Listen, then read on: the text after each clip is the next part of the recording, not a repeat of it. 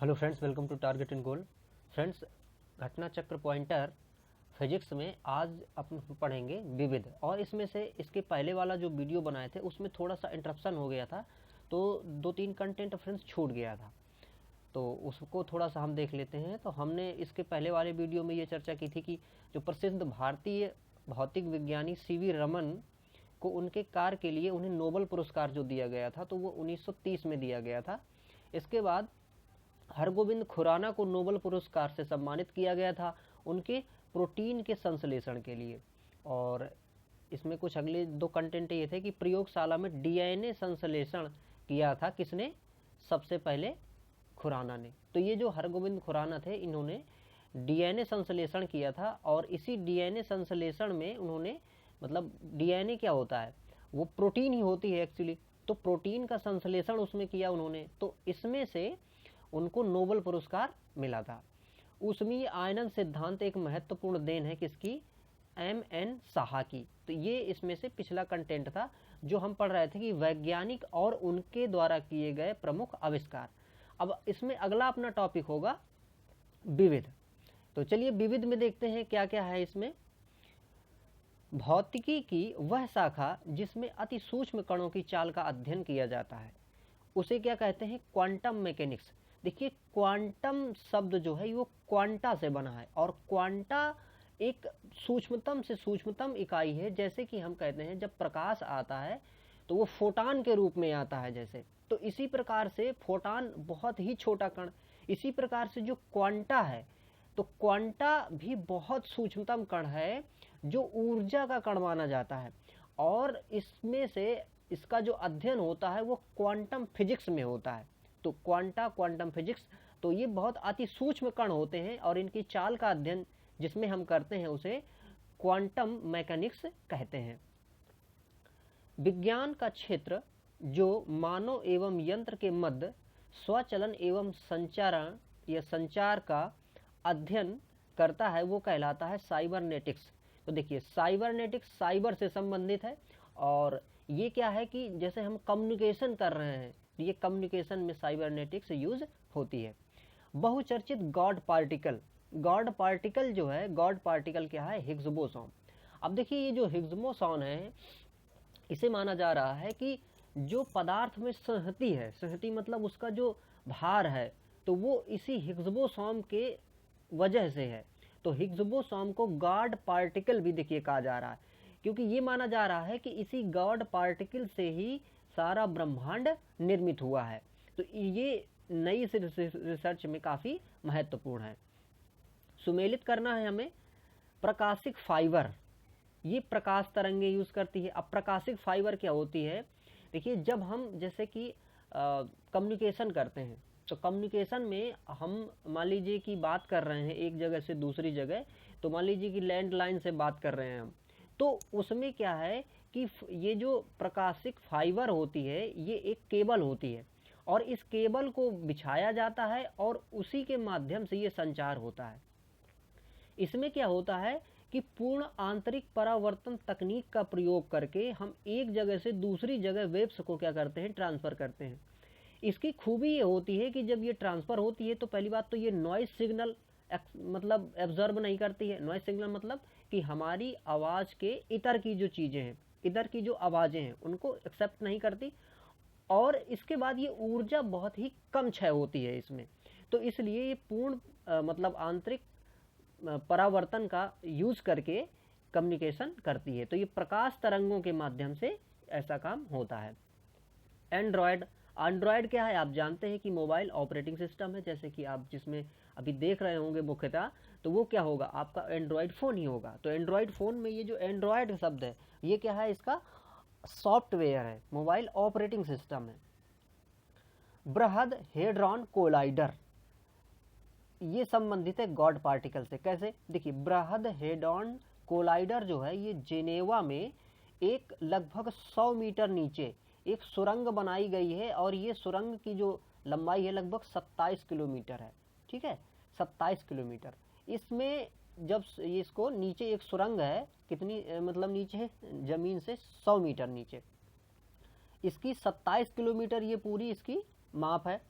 और इसमें क्या किया जा रहा है कि ये जानने की कोशिश की जा रही है कि जब बिग बैंग हुआ, जैसे कि ब्रह्मांड निर्माण हुआ, तो उस समय जो विस्फोट हुआ, तो उसी विस्फोट को ये यहाँ उसका एक सूक्ष्मतम रूप जनरेट करने की कोशिश कर रहे हैं, जिसमें वो पार्टिकल्स को लगभग सॉरी लगभग प्रकाश या प्रकाश से ज़्यादा वेग से पार्टिकल्स को क्या कर रहे हैं, टकराने की कोशिश कर रहे हैं, और इससे जो बन रही है ऊर्जा उसको ऑब्जर्व कर रहे हैं। तो ये जो बृहद हेड्रॉन कोलाइडर है, तो ये कहाँ, जेनेवा में स्थित है, और ये एक प्रयोग है जिसमें से लगभग 86 से 87 देशों के वैज्ञानिक इसमें काम कर रहे हैं, और ये इसमें से हम गॉड पार्टिकल जनरेट करने की बात कर रहे हैं। और गॉड पार्टिकल जैसा हमने ऊपर देखा कि ये वो सूक्ष्मतम कण है जो कि सभी पदार्थ को रिप्रेजेंट कर सकता है। जैसे कि अभी हम ये जानते हैं कि परमाणु से ही सारे पदार्थ बने, अगर हम इसका सही रिसर्च कर लेते हैं तो हम ये कहेंगे कि सारा कुछ जो बना है किससे बना है, गॉड पार्टिकल से बना है। लाल ग्रह, ये किसको, मंगल को कहते हैं, क्योंकि यहाँ पर आयरन ऑक्साइड बहुत ज़्यादा है, इसलिए ये लाल दिखाई देता है। नवीन एंड्रॉयड दूरभाष संचार पद्धति 6.0। अब देखिए जो एंड्रॉयड के वर्जन आते हैं, तो एंड्रॉयड का वर्जन 6.0 जो था, ये 6.0 का नाम क्या दिया गया था, तो इसको दिया गया था मार्स मैलो। अभी अगर हम वर्तमान की बात करें तो वर्तमान में हमें एंड्रॉयड में 10.0 या फिर 11.0 समथिंग इस समय वर्जन एंड्रॉयड के चल रहे हैं। तो इसमें से काफ़ी तेजी से प्रोग्रेस लगातार होती जा रही है। समय मापक विज्ञान है, ये इसको क्या कहते हैं, हॉरोलॉजी। हॉरोलॉजी को कहते हैं समय मापक विज्ञान। घर्षण एवं स्नेहक का अध्ययन ये करते हैं किसमें, ये करते हैं ट्राइबोलॉजी। तो ट्राइबोलॉजी में घर्षण और स्नेहक का अध्ययन किया जाता है। विज्ञान का वह क्षेत्र जिसमें व्हाइट डॉर्फ के बारे में सीखते हैं, तो वो कौन सी होती है, खगोल विज्ञान। व्हाइट डॉर्फ हो या फिर मान लीजिए ब्लैक डॉर्फ हो, ये जो तारे होते हैं, जब तारे अपनी मृतप्राय स्थिति में जाते हैं तब वो व्हाइट डॉर्फ का निर्माण करते हैं। यहाँ पर देखिए कथन दिए गए हैं, और इन 4 कथनों में से हमें ये बताना है कि कौन सा कथन इनमें से असत्य है। तो एक एक कथन को इंटरप्रेट करते हैं। वायुयान के विशेष रबर के टायरों को थोड़ा सुचालक बनाया जाता है, ये बात सही है, उसको सुचालक बनाया जाता है इसलिए ताकि जब वो जमीन पे नीचे उतरता है इतने वेग से, तो उनमें मतलब विस्फोट ना हो सके, इसलिए उसको थोड़ा सुचालक बनाया जाता है। प्रकाश की नीली तरंगें बैगनी तरंगों की तुलना में अधिक प्रकीर्णित होती हैं, जिसके कारण आकाश नीला दिखाई देता है, ना कि बैगनी। अब देखिए ये यहाँ पर क्या है कि गलत है। क्यों? प्रकाश की जो नीली तरंगें होती हैं वो बैगनी की तुलना में कम प्रकीर्णित होती हैं। क्यों? देखिए जो हमारा क्रम होता है, तो कम कैसे होता है, अगर हम इंद्रधनुष की बात करें तो उसमें क्या कहेंगे, बिबग्योर, है ना। तो इसमें से, और दूसरी चीज यहाँ पर जो ये बैगनी है, जैसे बैनी आहा पीना ला, एक इसका अगर हिंदी में देखें तो बैनी आहा पीना और ये ला, ठीक है।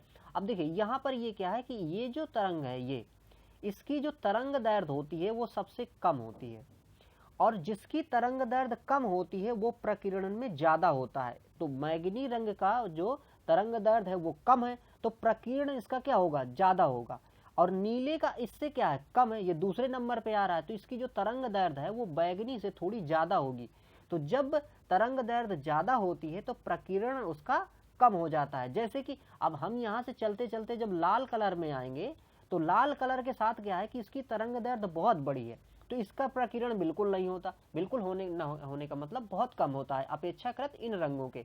इसीलिए हमें जो सूर्य है सुबह के टाइम कैसा, लाल दिखाई देता है, जब ढल रहा होता है तब कैसा दिखाई देता है, लाल दिखाई देता है। क्योंकि सिर्फ रेड प्रकाश जो है उसी का हमें आभास या फिर उसी की प्राप्ति हमें हो पाती है, क्योंकि उसका प्रकीर्णन सबसे कम होता है। तो यहाँ पर देखेंगे कि बैगनी का प्रकीर्णन सबसे ज्यादा होता है, ठीक है, और फिर नीले का उससे कम होता है। तो ये यहाँ पर कथन गलत हो जाता है। अगला देखते हैं, गीले बालों में घुमाया हुआ कंघा कागज के टुकड़ों को आकर्षित नहीं करता है, ये बात सही है। अगर हम कंघे को या पेन को सूखे बालों में रगड़ें, इसके बाद में अगर हम उसको छोटे छोटे कागज के टुकड़े या मान लीजिए कि धूल मिट्टी के पास ले जाएं तो वो उसको क्या कर लेता है, चपका लेता है, अपने में आकर्षित कर लेता है। क्यों? क्योंकि वो आवेशित हो जाता है। लेकिन अगर हम वही चीज गीले बालों के साथ कंघा घुमाएं और फिर करें तो चूंकि कंघा आवेशित नहीं होगा, इसलिए वो कागज के छोटे छोटे टुकड़ों को आकर्षित नहीं करेगा। तो ये बात यहाँ पर ठीक कह रहा है। अगला देखिए, इसमें कह रहा है कि ज्वलनशील पदार्थों को ले जाने वाले वाहनों में प्रायः जमीन से छूती हुई एक धातु की रस्सी बांध दी जाती है। बिल्कुल ये बात एकदम सही है। आपने अगर कभी देखा हो कि यदि तेल का यदि टैंकर यदि जा रहा है तो उसमें वो क्या करते हैं, अधिकांशतः उसके पीछे आप देखेंगे कि एक रस्सी लटकी हुई है और वो रस्सी जो है वो जमीन से, मतलब कि जो रोड है उससे घर्षण करती हुई जा रही है। तो इसलिए ताकि इसमें आवेशन ना पैदा हो और विस्फोट ना हो या फिर उसमें आग ना लगे। अगला है, राष्ट्रीय भौतिकी प्रयोगशाला स्थित है। तो राष्ट्रीय भौतिक प्रयोगशाला कहाँ पे है? नई दिल्ली में है। राष्ट्रीय रासायनिक प्रयोगशाला ये है पुणे में। Tata institute of fundamental research ये कहाँ पे है? मुंबई पे है। लेजर LASER, इसका पूरा नाम क्या है? इसका पूरा नाम है light amplification by stimulated emission of radiation. ये इसका लेजर का पूरा नाम है। लेजर एक युक्ति है जिसके द्वारा उत्पन्न किया जाता है क्या? उद्दीपित विकिरण। तो लेजर एक तकनीकी है, देखिए इससे हम क्या करते हैं, एक विकिरण उत्तेजित करते हैं और जिसका हम उपयोग कई जगह पे करते हैं, चिकित्सा में भी इसका उपयोग कर लेते हैं। विश्व की सबसे ऊंचाई पर स्थित दूरबीन वेधशाला। अब देखिए इसमें से ये पहले कंटेंट है, तो भारत में पहले ये स्थित थी लद्दाख में, लेकिन अगर हम बात करें अभी की तो ये सबसे ऊंचाई पर जो स्थित है वो है आटाकामा मरुस्थल में। आटाकामा मरुस्थल कहाँ है? चिली। चिली कहाँ है? दक्षिण अमेरिका। तो दक्षिण अमेरिका में चिली, और चिली जो देश है उसी में आटाकामा मरुस्थल है। आटाकामा मरुस्थल विश्व का सबसे शुष्कतम मरुस्थल है और वहां पर क्या है कि बहुत लंबे समय तक वहां पर मतलब कि आकाश साफ रहता है। तो साल के लगभग 330 दिन के लगभग आकाश साफ रहता है, इसलिए वहां पर ये दूरबीन लगाई गई है ताकि वहां पर हम ऑब्जर्वेशन बहुत अच्छे से कर सकें। चंद्रमा नहीं है यहाँ पे, चंद्र है। चंद्र एक्सरे दूरबीन का नाम रखा गया है। तो जो चंद्रा एक्सरे दूरबीन है ये किसके? सुब्रमण्यम चंद्रशेखर के सम्मान में इसका नाम रखा गया है, इस दूरबीन का। अंतरिक्ष में जाने वाला प्रथम अंतरिक्ष यात्री कौन था? ये था यूरी गागरिन। यूरी गागरिन रूस का व्यक्ति था और ये अंतरिक्ष में जाने वाला सबसे पहला। तो उस समय जो रूस हुआ करता था वो पूरा यूनाइट हुआ करता था, है ना, USSR हुआ करता था उस समय। तो वहीं का व्यक्ति था यूरी गागरिन। विश्व की सबसे पहली महिला अंतरिक्ष यात्री ये थी वैलेंटीना तेरेस्कोवा, और वैलेंटीना तेरेस्कोवा जो है ये भी रूस की ही थी। चंद्रमा क्या है? चंद्रमा एक उपग्रह है और ये एक प्राकृतिक उपग्रह है। हम कृत्रिम उपग्रह भी पृथ्वी से काफी सारे छोड़ते हैं कम्युनिकेशन के लिए। Nuclear reactor time bomb, nuclear reactor time bomb ये एक पुस्तक है। इसके लेखक कौन है? इसके लेखक हैं तकाशी हिरोज। तकाशी हिरोज इसके लेखक हैं। यहाँ पर देखिए हमें मिलान करना है कि रिवॉल्वर, तो रिवॉल्वर किसने खोजा था? Samuel Colt. सैमुअल कोल्ट ने किसको खोजा? रिवॉल्वर को। डायनामाइट अल्फ्रेड नोबल के द्वारा खोजा गया था। और शीतलता, ये जो नियम है शीतलता का नियम, ये किसने दिया? न्यूटन। तो न्यूटन के नियम के हिसाब से ये शीतलता का नियम है। दाब का नियम पास्कल के हिसाब से काम करता है ना, पास्कल ने जो नियम लिए थे दाब के, और पास्कल इसका इसीलिए इकाई भी रखी गई थी। वह युग्म जो साधारण टार्च सेल के टर्मिनलों को बनाता है। तो वह युग्म जो साधारण जो टार्च के सेल होते हैं, सूखे सेल होते हैं ना, उनके टर्मिनल किससे बनते हैं? वो बनते हैं जिंक और कार्बन से। GIF का आशय मतलब इसका फुल फॉर्म क्या है? इसका फुल फॉर्म है graphical interchange format. Graphical interchange format GIF का फुल फॉर्म है। GPS प्रयुक्त होता है किसके लिए? ग्लोबल पोजीशनिंग सिस्टम के लिए। जिसमें से अभी जो आप अपने मोबाइल से किसी चीज़ को ट्रैक करते हैं, जैसे आपने मान लीजिए कोई एक पोजीशन डाल दी और अपने इसी मोबाइल से आप रूट देख रहे हैं, ये सब कर रहे हैं, तो ये किससे के थ्रू कर रहे हैं आप? ये सब जीपीएस के थ्रू कर रहे हैं। एटीएम का तात्पर्य क्या है? Automated teller machine. ये जो एटीएम जिससे आप एटीएम कैश निकालते हैं वो ऑटोमेटेड टेलर मशीन है। श्याम बीबर यानी कि कृष्ण छिद्र कहते हैं इसको, ब्लैक होल, ये क्या करता है? सारे विकिरण को जो उसके आसपास से गुजरते हैं अपने आप में अवशोषित कर लेता है। और जो कृष्ण बीबर है, ब्लैक होल है, ये ब्लैक होल चूंकि किसी भी चीज को अपने पास से नहीं गुजरने देता है, जो भी चीज इसके पास से जाती है, इवन प्रकाश भी, उसको ये चूंकि अपने अंदर अवशोषित कर लेता है, इसलिए कृष्ण छिद्र जो है, ब्लैक होल हैं, उनको देखा नहीं जा सका, या फिर अभी देखने का प्रयास किया गया है। हालांकि एक परीक्षण में ये किया गया कि इसको देखने का मतलब दावा किया गया है, लेकिन ये जो है ब्लैक होल, ये बहुत ही शक्तिशाली चुंबकत्व के केंद्र होते हैं, इसलिए ये प्रकाश को भी अपने अंदर खींच लेते हैं। पुच्छल तारे की पूंछ की जो दिशा होती है सदैव सूर्य से दूर होती है। अगर मान लीजिए ये सूर्य है, तो जो पुच्छल तारा होगा अगर ऐसे जा रहा है इधर को, तो इसकी जो पूंछ है फ्रेंड्स वो इधर को होगी। ठीक है, ये इसकी कैरेक्टरिस्टिक्स होती है। और ये बने किसके होते हैं? ये देखिए धूल होता है, इनमें जलवाष्प होती है, तो वो जो पूंछ दिखाई देती है वो उसी की दिखाई देती है। अत्यधिक घनत्व वाले नक्षत्रों को कहते हैं न्यूट्रॉन स्टार। न्यूट्रॉन स्टार जिनका घनत्व बहुत ज़्यादा हो जाता है उन्हें न्यूट्रॉन तारा या न्यूट्रॉन स्टार कहते हैं। भारत की संपूर्ण ऊर्जा उत्पादन में नाभिकीय ऊर्जा का, अब देखिए भारत में नाभिकीय जो ऊर्जा है मुश्किल से 2 से 3% हम इसका प्रयोग कर रहे हैं, बाकी जो है अन्य रिसोर्सेज से हम यूज कर रहे हैं। सबसे ज़्यादा हम कोयला से बिजली बना रहे हैं भारत में। 21वीं शताब्दी की वह तकनीक युक्ति जो लघु रूपण में कमाल कर दिया, जिसने तो कमाल कर सकती है या फिर कर रही है, वो क्या है? नैनो तकनीकी। नैनो तकनीकी के यूज करके हम बहुत बड़ी चीज़ों को छोटे उसमें कंप्रेस कर सकते हैं। नैनो कण का आकार होता है कितना? 1 नैनोमीटर से लेके 100 नैनोमीटर, इसके बीच में आकार होता है, और उसी का यूज करके हम बहुत सारे इनोवेटिव कार्य कर सकते हैं।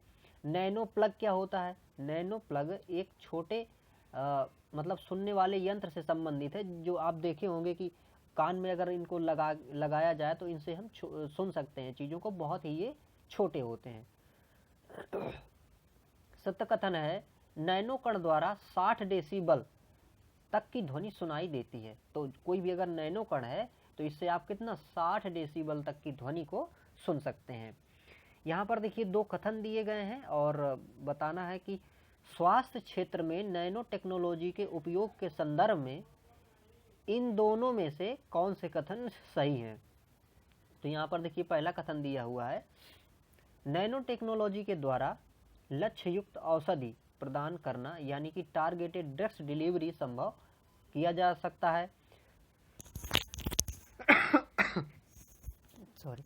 तो यहाँ पर देखिए ये बात सही है, अगर हम नैनो तकनीक का यूज करते हैं तो टारगेट ड्रग डिलीवरी का ये मतलब है कि जैसे हमारा पूरा शरीर है, तो शरीर के जिस पार्ट में किसी चीज की प्रॉब्लम है तो हम सीधे सीधे नैनो तकनीक के माध्यम से उसी पार्ट में दवाई को भेज सकते हैं। इसे कहते हैं टारगेटेड ड्रग डिलीवरी।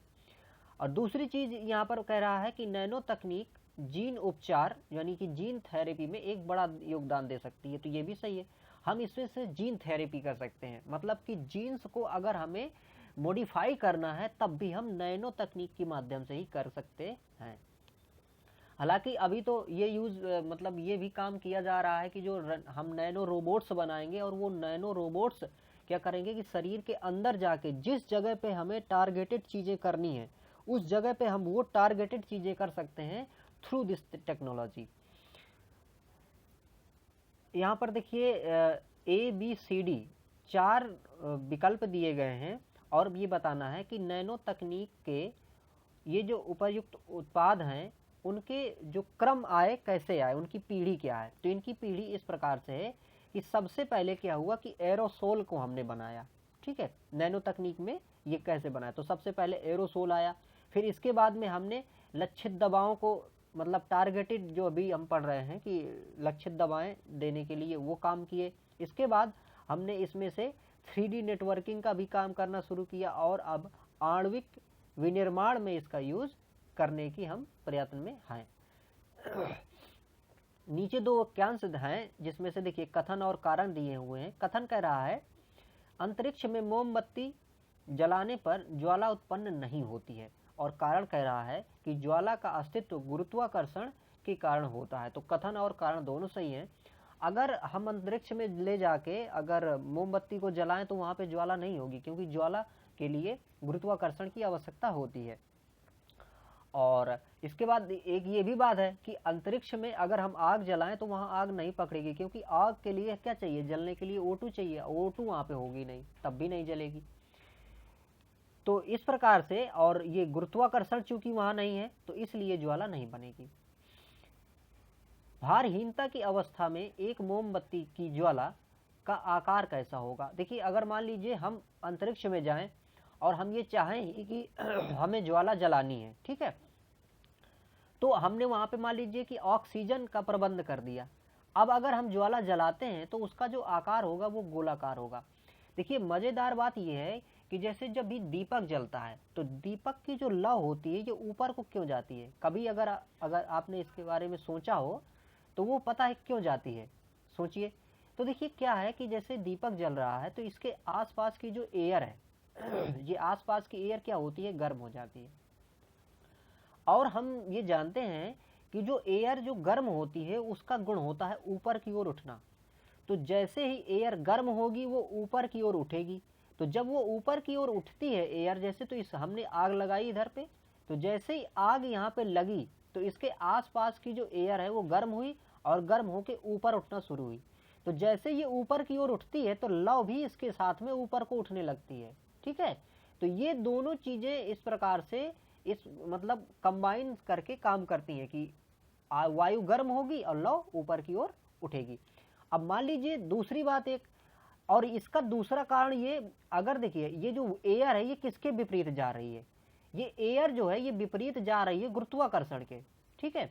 अब सपोज दैट गुरुत्वाकर्षण नहीं होता, तब अगर ये आग लगी होती तब क्या होता, तब इसकी जो आकृति होगी वो राउंड राउंड हो जाती, ठीक है। तो अगर हम अंतरिक्ष में यही काम करें कि मोमबत्ती वहां पे जलाएं, गुरुत्वाकर्षण वहां पे ना हो, भारहीनता की स्थिति हो, तब वहां पर जो लौ होगी उसकी कैसी होगी, गोलाकार होगी। एनरॉन शक्ति परियोजना का स्थल कहाँ है, डाभोल है। हाइड्रोकार्बन विजन 2025 ये संबंधित किससे है, पेट्रोलियम उत्पाद के संरक्षण से। तो पेट्रोलियम उत्पाद के संरक्षण से संबंधित है hydrocarbon vision 2025।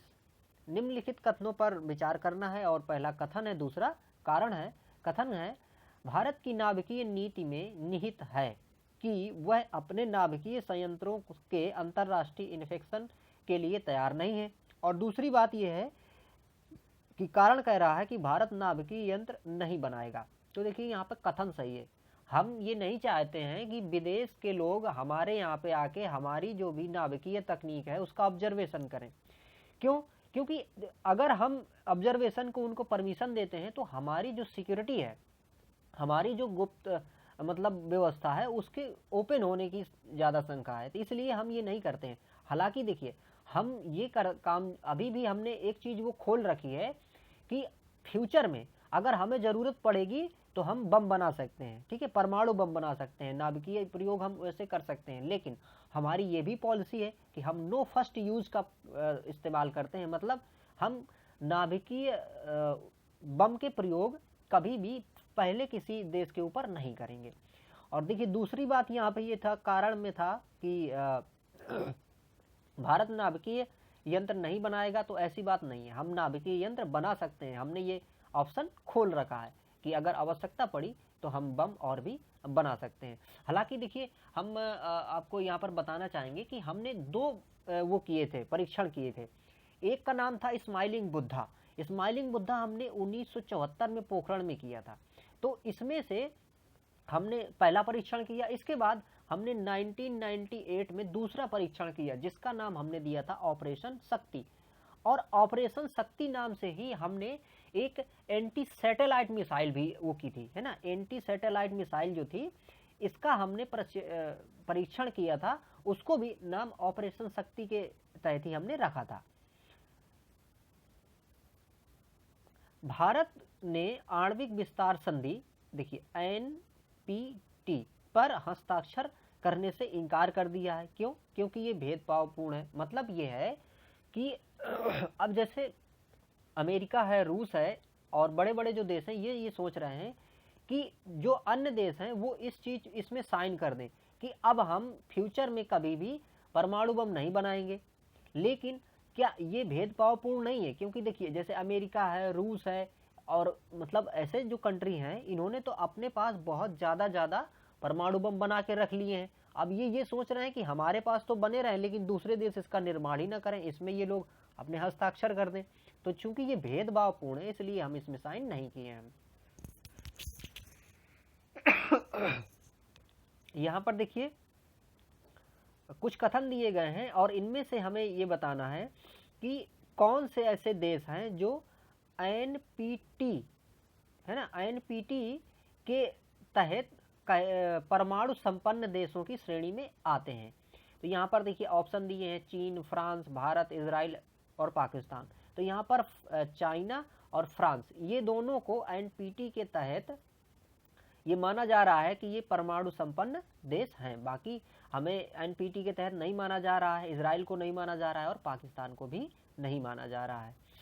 Nano harming bird ये क्या है? नैमिंग हार्मिंग बर्ड जो है ये एक पॉकेट जेब के आकार का चालक रहित जासूसी यान है, छोटा सा जासूसी यान है जिससे हम एक जगह से दूसरी जगह भेज के हम जासूसी कर सकते हैं। और इसका जो विकास है वो अमेरिका द्वारा किया गया था। भारतीय विज्ञान कांग्रेस देखिए इसमें दिया है कि 2001 की विषय वस्तु बताना है। हम 2001 की विषय वस्तु न जान के 2020 की और 21 की विषय वस्तु मतलब कि इसका जो सब्जेक्ट होता है वो करते हैं। तो देखिए 2020 में 107वीं विज्ञान कांग्रेस हुई थी, ठीक है। ये हुई थी कर्नाटक में और इसका जो मुख्य विषय था वो था ग्रामीण विकास के लिए विज्ञान एवं प्रौद्योगिकी। तो ये था 107वीं जो कि 2020 में हुई। अब 2021 की अगर बात करें तो 2021 में जनवरी में 3 से 7 जनवरी के बीच में इसका आयोजन है। तो ये इसका जो विषय है मुख्य वो ये है कि महिला सशक्तिकरण के साथ सतत विकास के लिए विज्ञान और प्रौद्योगिकी। और ये कहाँ पे आयोजित होना? पुणे में, ठीक है। तो पुणे में आयोजन इसका और जो थीम हमने बताई कि महिला सशक्तिकरण के साथ सतत विकास के लिए विज्ञान और प्रौद्योगिकी। तो ये संबंधित है किससे? कि भारतीय विज्ञान कांग्रेस से। और भारतीय विज्ञान कांग्रेस प्रत्येक वर्ष मनाया जाता है जिससे कि विज्ञान का विकास हो सके। CSIR का ग्रामीण विकास के लिए विज्ञान और प्रौद्योगिकी नवाचार पुरस्कार 2006 ये दिया गया था किसको? ये दिया गया था CLRI को दिया गया था। DST, CSIR, ICSSR तथा DAE में से विज्ञान और प्रौद्योगिकी से संबंधित इनमें से कौन सा नहीं है? देखिए तो इनमें से जो ICSSR ये विज्ञान और प्रौद्योगिकी से संबंधित नहीं है। क्यों? क्योंकि इसका जो फुल फॉर्म होता है वो होता है Indian council of social science research. Indian council of social science research इसका फुल फॉर्म होता है। वहीं पर अगर हम बात करें DST की, ठीक है, अगर इसकी बात करें तो इसका फुल फॉर्म होता है department of science and technology. इसके बाद अगर हम यहाँ पर बात करें इसकी मतलब कि CSIR की बात करें तो इसका फुल फॉर्म होता है council of scientific and industrial research. तो ये भी देखिए संबंधित है टेक्नोलॉजी से। और अगर हम बात करें यहाँ पर DAE की तो इसका फुल फॉर्म होता है डिपार्टमेंट ऑफ एटॉमिक एनर्जी। तो इसलिए जो ICSSR है ये सोशल साइंस से संबंधित है। स्वचालित कलाई घड़ियों की ऊर्जा कहाँ से मिलती है? तो हमारे जो हाथ के मूवमेंट होते हैं, संचालन होते हैं, उन्हीं से इनको ऊर्जा मिलती है। अंतर्राष्ट्रीय ताप नाभिकीय प्रायोगिक रिएक्टर ITER परियोजना जो बननी है वो कहाँ पे है, दक्षिण फ्रांस में बननी है। ब्रिटेन के वैज्ञानिकों द्वारा निर्मित ग्रेविटी ट्रैक्टर, ये क्या था, ये एक अंतरिक्ष यान है ऐसी यांत्रिकी के साथ जो क्षुद्र ग्रहों को पृथ्वी से टक्कर लेने से बचाएगा। तो ये इस तरह से ग्रेविटी ट्रैक्टर का यूज हम अगर कोई मान लीजिए पिंड इसमें आके पृथ्वी में यदि टकराना चाहता है तो उसको दूर करने के लिए यूज किया जाएगा। परमाणु आपूर्ति समूह है, न्यूक्लियर सप्लायर ग्रुप का सदस्य ईरान नहीं है ना। तो न्यूक्लियर सप्लायर ग्रुप जो है इसमें से ईरान शामिल नहीं है। और देखिए हम इसलिए नहीं शामिल हो पा रहे हैं क्योंकि चाइना जो है इसमें से बीच में ये प्रॉब्लम जनरेट कर रहा है।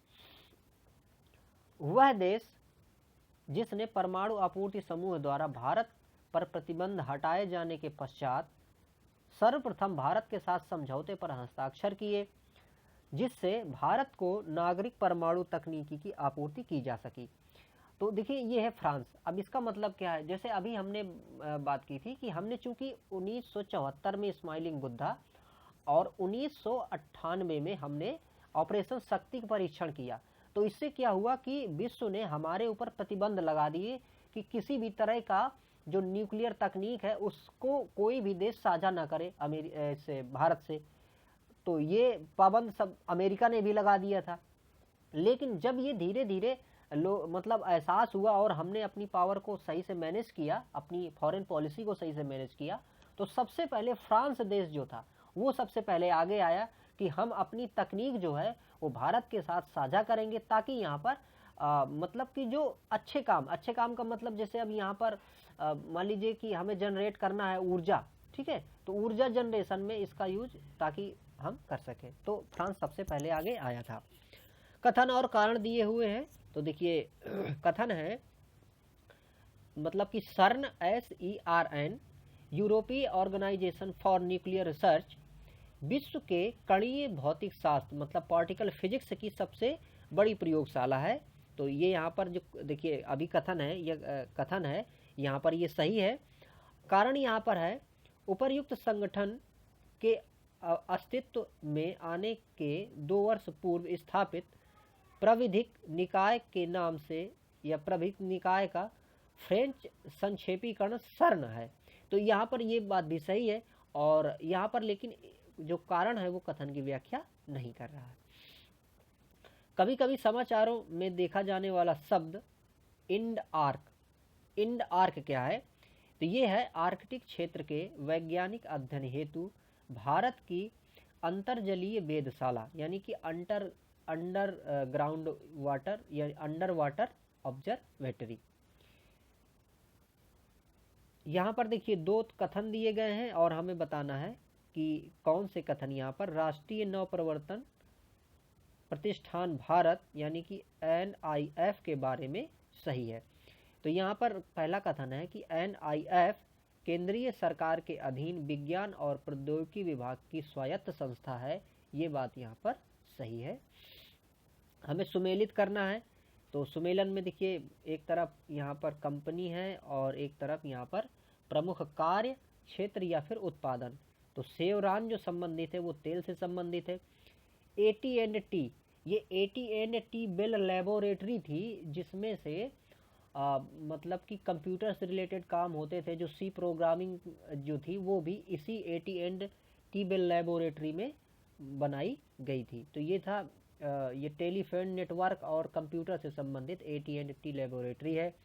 AMD संबंधित है सूक्ष्म संसाधिक या माइक्रो प्रोसेसर की अगर हमें डेवलपमेंट की बात करें तो ये AMD कंपनी में होता है। और एनरकॉन जो है ये पवन ऊर्जा से संबंधित है। पृथ्वी के वायुमंडल में आयन मंडल कहलाने वाली परत रेडियो संचार को सुसाध्य बनाती है। क्यों? वो इसलिए देखिए यहाँ के दोनों कथन गलत हैं। तो वो इसलिए सुसाध्य बनाती है क्योंकि वहाँ पर आयन मंडल है। तो आयन मंडल पे जो वायु है वो आयनित है। तो आयन मंडल में आयनित वायु क्या करती है कि नीचे से भेजे गए जो भी सिग्नल है उनको वापस ट्रांसफर कर देती है। इसलिए यहाँ से कम्युनिकेशन ट्रांसफर मतलब संभव हो पाता है। सुमेलित करना है हमें। सुमेलन में यहाँ पे देखिए आकाश क्या है, एक मिसाइल है जो कि जमीन से आकाश में मार करने वाली है। यहाँ पे देखिए एक आया है कि बहुजन समाज पार्टी, ये कांसीराम से संबंधित है क्योंकि ये इसके फाउंडर थे। और पृथ्वी जो है ये क्या थी कि जमीन से जमीन पर मार करने वाला एक प्रक्षेपास्त्र या मिसाइल है। और मिराज 2000 ये क्या था, एक लड़ाकू विमान है। मिराज 2000 लड़ाकू विमान। दक्षिण गंगोत्री स्थित है, ये अंटार्कटिका में स्थित है। दक्षिण गंगोत्री है क्या, दक्षिण गंगोत्री भारत के द्वारा मतलब कि अंटार्कटिका में बनाया गया एक लैब है जहां पर रिसर्च किया जा रहा है या रिसर्च किया गया था। दक्षिण ध्रुवीय शोध के लिए स्थापित प्रथम भारतीय स्टेशन, तो देखिए प्रथम भारतीय स्टेशन कौन था, ये दक्षिण गंगोत्री था। ये दक्षिण गंगोत्री जो है ये बहुत पुराना था, ये मतलब अब बंद हो चुका है। हम उसकी जगह दूसरे नए ऑब्जर्वेटरी स्थापित किए हैं। तो फ्रेंड्स इस वीडियो में इतना ही, और अगला जो भी कंटेंट रहेगा विविध का, एक आध वीडियो और बनेगा तो इसमें से हम उसको पूरा कर देंगे, जल्दी से ही कोशिश करेंगे। और इसके साथ आप बाकी बायो पढ़ सकते हैं, इसमें केमिस्ट्री पढ़ सकते हैं या फिर जियोग्राफी पढ़ सकते हैं। तो जो भी आप घटना चक्र पॉइंटर या फिर अदर से भी कोई सब्जेक्ट यदि पढ़ना चाहते हैं, साइंस के हो या फिर अन्य सब्जेक्ट्स के, तो इस चैनल से आप पढ़ सकते हैं फ्रेंड्स। तो फ्रेंड्स इस चैनल को आपने प्रेफर किया, आपका बहुत बहुत धन्यवाद। Thank you for watching.